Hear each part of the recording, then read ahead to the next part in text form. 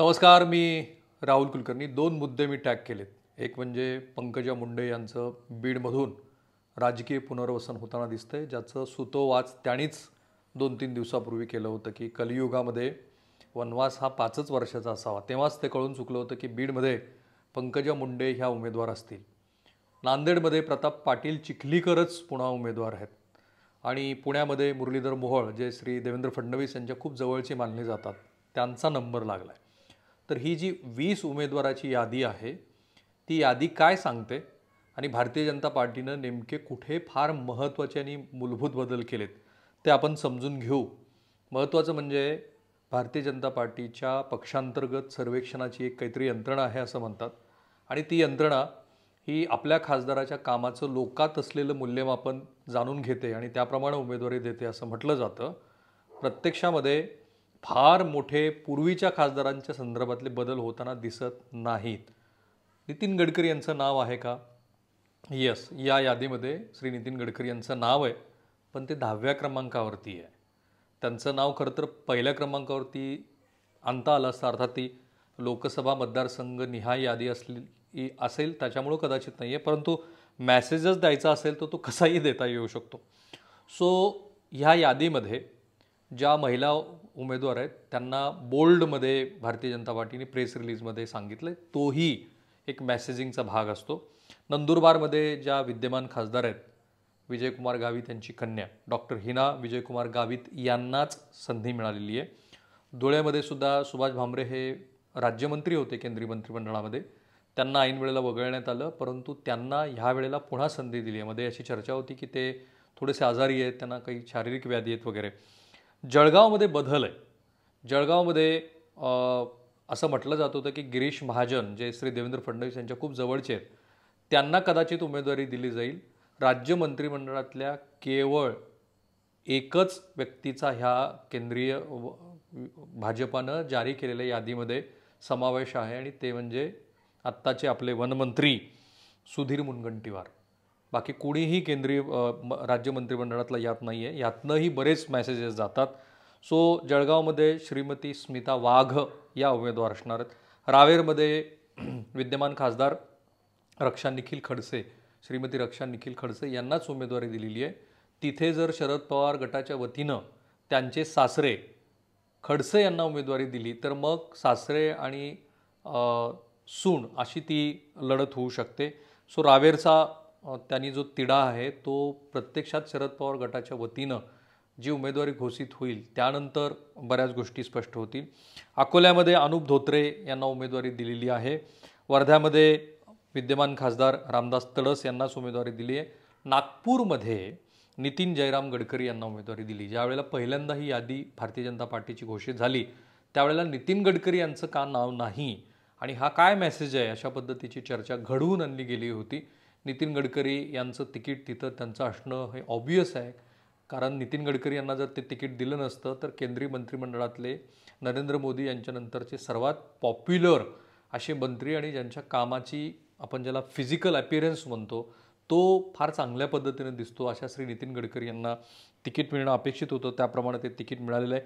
चंद्रपूरमध्ये की जिथे मागच्या वेळेला एकमेव काँग्रेसचे बाळू धानोरकर हे निवडून आले होते, ती काँग्रेसची एकमेव जागा होती, आज ते आपल्यात हयात नाही आहेत, तर ती जागा पुन्हा भारतीय जनता पार्टीकडे घेण्यासाठी, कारण बाळू धानोरकर यांच्या पत्नी ती निवडणूक लढतील अशी शक्यता आहे, तर तो जो सहानुभूतीचा मुद्दा आहे तो कमी करण्यासाठी बहुधा श्री सुधीर मुनगंटीवार यांना उमेदवारी देण्यात आलेली आहे. नांदेडमध्ये अशोक चव्हाण हे भारतीय जनता पार्टीमध्ये आल्यानंतर ती जी प्रताप पाटील चिखलीकर यांची जागा आहे ती अधिक बळकट झाली असं म्हणतात, कारण मागच्या वेळेला प्रताप पाटील चिखलीकरांनीच अशोक चव्हाण यांचा पराभव केला होता आणि त्यावेळेला पाटील विरुद्ध चव्हाण अशी ती लढाई सुप्त पद्धतीने लढली गेली होती. यावेळेला पुन्हा प्रताप पाटील चिखलीकर यांनाच उमेदवारी दिली आहे. म्हणजे ते अशोक चव्हाण यांच्या पक्षप्रवेशाच्या वेळेला जे उपस्थित होते त्याचं हे त्यांना फळ आहे आणि म्हणून तिची चर्चा होती की वेगवेगळ्या भारतीय जनता पार्टीच्या खासदारांच्या विरोधामध्ये काहीतरी नाराजी आहे वगैरे, असं ह्या यादीमधनं तरी आपल्याला दिसत नाही. कारण जालन्यामध्ये सुद्धा रावसाहेब दानवे यांनाच तिकीट मिळालेलं आहे. दिंडोऱ्यामध्ये सुद्धा आरोग्य राज्यमंत्री भारती प्रवीण पवार यांनाच तिकीट मिळालं आहे. भिवंडीमध्ये पण कपिल मोरेश्वर पाटील यांना मिळालं आहे. मुंबई उत्तरमध्ये गोपाळ शेट्टी यांना तिकीट द्यावं अशी चर्चा होती, अशी मागणी पण झाली होती. अगदी राम नाईक यांनी ती मागणी केली होती. परंतु त्या ठिकाणी मात्र केंद्रीय मंत्री पियुष गोयल यांना संधी मिळालेली आहे. हा मोठा बदल आहे. कारण गोपाळ शेट्टी हे मागच्या वेळेला विक्रमी मताधिक्यानं विजयी झालेले होते. त्यांना ती संधी न देता यावेळेला मात्र पियुष गोयल, मुंबई उत्तर पूर्वमध्ये मिहिर कोटेचा आणि पुण्यात मात्र इंटरेस्टिंग आहे. कारण पुण्यामध्ये राष्ट्रीय स्वयंसेवक संघाशी निगडीत असलेले सुनील देवधर हे तिकीट मागत होते. त्यांनी जोरकस बांधणी केली होती. ते अनेक जणांना भेटत होते. त्यांचं ब्राह्मण असणं हे त्यांच्या पथ्यावरती पडेल असं म्हटलं जात होतं. परंतु त्यांना तिकीट मिळालेलं नाही. आणि हाच फरक आहे भारतीय जनता पार्टीमध्ये, की आज जरी उपमुख्यमंत्री श्री देवेंद्र फडणवीस हे उपमुख्यमंत्री असले तरी महाराष्ट्र राज्याच्या संदर्भामध्ये त्यांना न विचारता कुठलीही गोष्ट होत नाही. आणि म्हणून मुरलीधर मोहोळ जे महापौर होते आणि ते देवेंद्र फडणवीस यांच्या खूप जवळचे म्हणून ओळखले जातात, त्यांना पुण्यातनं संधी मिळालेली आहे. आणि ही लढत खूप इंटरेस्टिंग असेल. कारण काल मनसेच्या पदाधिकाऱ्यांनी राजीनामा देणं, त्यांना इतर पक्षांनी साथ घालणं आणि त्यावेळेलाच मुरलीधर मोहोळ यांची उमेदवारी जाहीर होणं म्हणजे हा एका अर्थाने एक अत्यंत रंजक अशा निवडणुकीचा हा पट मांडलेला आहे. अहमदनगरमध्ये सुजय राधाकृष्ण विखे पाटील यांना उमेदवारी मिळाली आहे. तिथे निलेश लंके जे अजित पवार गटाचे आहेत ते कदाचित राष्ट्रवादीच्या शरद पवार गटाकडे जातील आणि तिथून सुजय विखे पाटील आणि निलेश लंके यांची लढत होईल असं म्हणतात. कारण निलेश लंके आणि सुजय विखे पाटील या घराण्याचं जे सख्य आहे ते सख्य नगर जिल्ह्याला माहिती आहे. कारण नगरमध्ये थोरात विरुद्ध विखे, मग विखे विरुद्ध राम शिंदे, मग विखे विरुद्ध निलेश लंके असा जो सगळा राजकीय पट आहे त्याच्यात सुजय विखे यांना उमेदवारी मिळणार. आणि सुजय विखेंच्याबद्दल एक प्रचार पण मधल्या काळामध्ये घडवून आणला गेला की सुजय विखे यांची जी उमेदवारी आहे तिला पक्षांतर्गत पण विरोध आहे, ते फारसे पॉप्युलर असे खासदार नाही आहेत वगैरे वगैरे. परंतु तिथे मात्र राधाकृष्ण विखे पाटील यांचे चिरंजीव विद्यमान खासदार सुजय विखे यांना उमेदवारी मिळाली. बीड पंकजा मुंडे यांचा राजकीय वनवास संपला आहे. अर्थात तो संपला आहे तो त्यांच्याच बहिणीचं तिकीट कापून प्रीतम मुंडेंचं. तिथे पुन्हा कुटुंबातनं काही प्रतिक्रिया येतात का ते बघणं रंजक असेल. अर्थात आजपर्यंत तरी या बहिणीनं आपलं जे नातं आहे ते सांभाळलेलं आहे. उघड तरी कुठेही त्यांची नाराजी दिसलेली नाही. बहुधा याची प्रीतम मुंडे यांना पण कल्पना असावी, कारण 3 दिवसापूर्वीच पंकजा मुंडेंनी त्याचं सुतोवाच केलं होतं. विशेष म्हणजे परळीचे विद्यमान आमदार कृषी मंत्री धनंजय मुंडे हे सत्ताधारी पक्षात आहेत आणि म्हणून परळी विधानसभा तर पंकजा मुंडे लढणार नाहीत हे स्पष्ट झालेलं होतं. आता त्यांना लोकसभेची उमेदवारी देऊन जर सरकार आलं तर कदाचित त्यांच्या वडिलांना दिवंगत गोपीनाथराव मुंडे यांना जसं ग्रामविकासाचं महत्त्वाचं खातं मिळालेलं होतं, महाराष्ट्रामध्ये सुद्धा पंकजा मुंडे यांना ग्रामविकास, जलसंधारण वगैरे अशा महत्त्वाच्या खात्याचा अनुभव आहे, म्हणजे जे जलयुक्त शिवाराच्या संदर्भातलं. तर अशा एखाद्या खात्याचा सुद्धा त्यांना विजनवास अशा अर्थाने पुढे लाभ होऊ शकतो. हा मोठा बदल आहे. लातूरमध्ये काही सनदी अधिकारी इच्छुक होते. लातूरमध्ये आत्ता सेवेत असलेले आणि काही जण सेवानिवृत्त झालेले, काही पश्चिम महाराष्ट्रातले लक्ष्मणराव ढोबळे वगैरे सारखी मंडळीसुद्धा इच्छुक होती.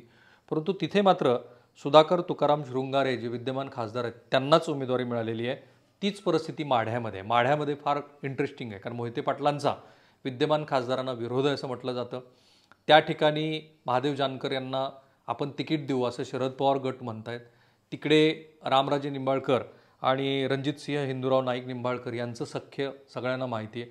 अशा वेळेला कदाचित त्यांचं तिकीट कापलं जाईल वगैरे अशी चर्चा होती, विशेषतः मोहिते पाटलांचा विरोध बघून. परंतु मधल्या काळामध्ये त्यांनी घेतलेली पाण्यासंदर्भातली भूमिका, त्यांचं आणि देवेंद्र फडणवीस यांचं असलेलं सख्य, हे सख्य त्यांच्या पथ्यावरती पडलं आहे आणि असं दिसतं आहे की माढ्याची सुद्धा जागा विद्यमान खासदारांनी राखली आहे. सांगलीमध्ये संजय काका पाटील जे विद्यमान खासदार आहेत त्यांनाच उमेदवारी मिळालेली आहे. सो 23 पैकी 20, कारण मागच्या वेळेला ज्या 23 खासदारांची निवड महाराष्ट्रातनं भारतीय जनता पार्टीसाठी झालेली होती त्यातल्या 20 जणांना तर तिकीटं, 20 जागा तर घोषित झालेल्या आहेत. अजूनही महायुतीचं जागा वाटप झालेलं नाही.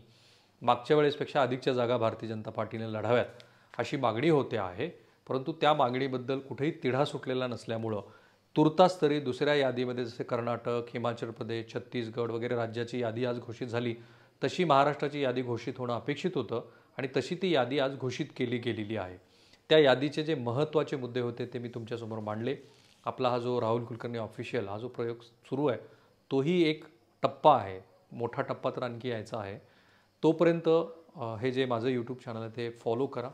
शेअर करा. मला माहिती आहे की हे यूट्यूब चॅनल अनेक जणांना सर्च करून सापडत नाही, कारण माझा आणि ABP माझाचा जो संबंध आहे प्रदीर्घ काळाचा तो संपलेला नाही आहे, तो तसाच आहे. आणि त्यामुळं माझं नाव सर्च केलं की ऑब्व्हियसली माझ्या नावाबरोबर असलेल्या अनेक स्टोरीज आणि पूर्वीच्या मधली ओळचे सगळे भाग येतात. ते हळूहळू जसं हे चॅनल सर्च होत जाईल तसं तसं हा पण तुम्हाला जो चॅनलचा सोर्स आहे तो येत राहील. पण तोपर्यंत हे अनेक जणांकडे तुम्ही पाठवा, शेअर करा आणि महत्त्वाच्या काही सूचना असतील तर त्यासुद्धा जरूर कळवा. थांबूया. धन्यवाद.